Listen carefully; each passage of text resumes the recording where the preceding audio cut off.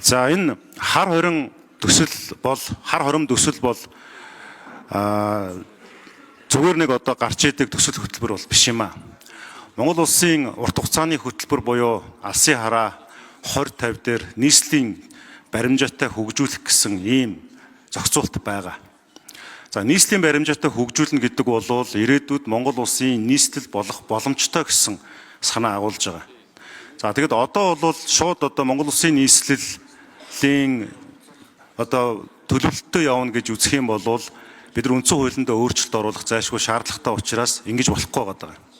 За гэхдээ одоо их хурлын гишүүдийн одоо санал зөрж байгаа асуудал нь болох юм бол тэнд байгаа газрыг эзэмшүүлэх, ашиглуулах эрхийн тухай асуудал дээр бол нэлээд маргаантай байгаа. Тэр нэгэнт одоо улсын нийслэл болж болзошгүй ирээдүйдээ магадгүй гэсэн ийм одоо ангилалт байгаа учраас энэ улсын нийслэлийн стандарт, стратегийн одоо хөгжлийн зураг төсөл энэ бүх зүйлүүд гарах ёстой. Одоо байгаа нөхцөл байдал нь бол энэ хууль батлагдчихэж тодорхой хэмжээ судалгаа шинжилгээ наривчсан техник эдийн засгийн үндэслэл энэ одоо хуулийн үжил баримтлал одоо хийгдэх ёстой болчиход байгаа юм.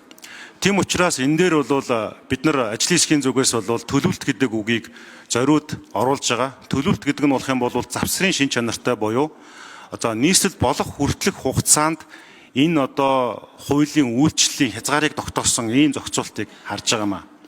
Тэгэхээр улсын хурлын гишүүд маань бол энийг бол эхний ээлжин та бүхэн бас ингэж дэмжиж өгмөр байна. Нөгөө талаас ажлын хэсгийн зүгээс ч гэсэн өмнөх энэ анхны хилцэх хэсэг асуудлаар яригдж байхад засгийн газар хэрэглэх газрын даргын ярьсанчлан тийм симуляцийн төвшингийн одоо төлөлтүүдийг хийх зайлшгүй шаардлагатай байгаа нацагдаж дарга.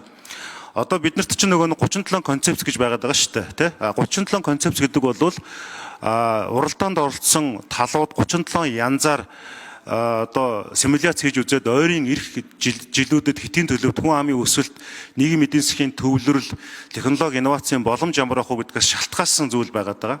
За энэ дээрээ бол энэ хууль одоо батлагдах байх гэж найдаж байгаа. Энэ хуулийг батлагдсны ар дээр яаралтай энэ сонгоод симуляц хийгээд хамгийн зохимжт нийслэлийн чиг баримжаатай гэж оруулах хэрэгтэй. Ийм л зүйл байгаад байгаа. Тэгээд засгийн газраас за би ажлын хэсгээс асуухгүй зүгээр засгийн газраас асууя гэсэн засгийн газраас яг хариулах хүн алга байна. Тэгэхдээ зүгээр зарчмын зүйл нь бол ер нь бол 100% гэж үзэх юм бол нэг 50 дээр нэмэх нэг магадгүй 60% магадлалаар Монгол улсын ирээдүйн нийслэл болох юм байна.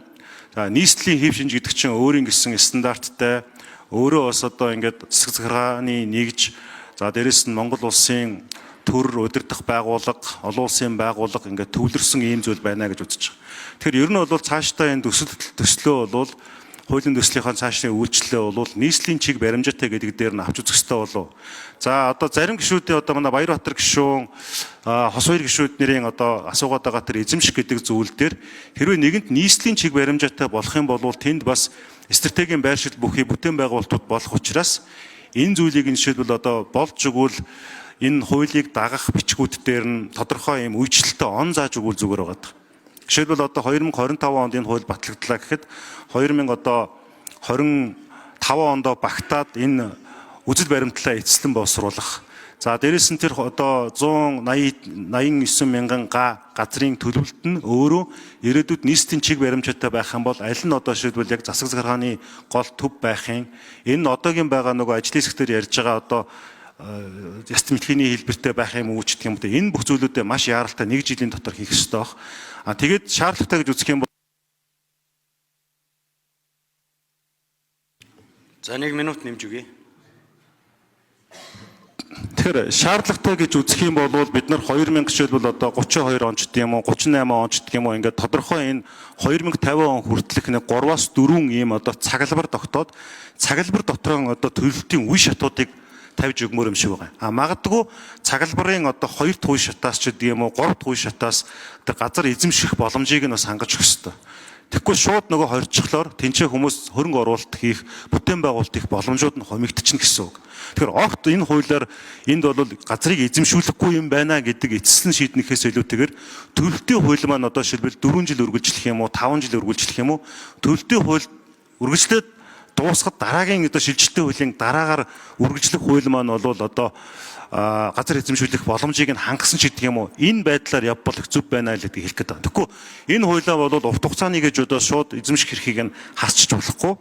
Шууд одоо бас нээчгэд учир дутагдaltaй байна л гэж харж байгаа. Тийм учраас